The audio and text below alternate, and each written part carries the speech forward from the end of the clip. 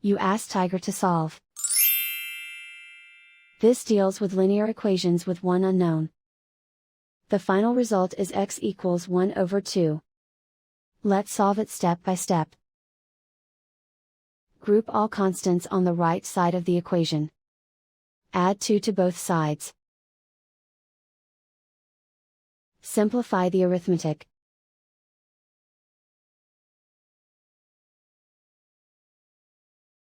Isolate the x. Divide both sides by 20. Simplify the fraction.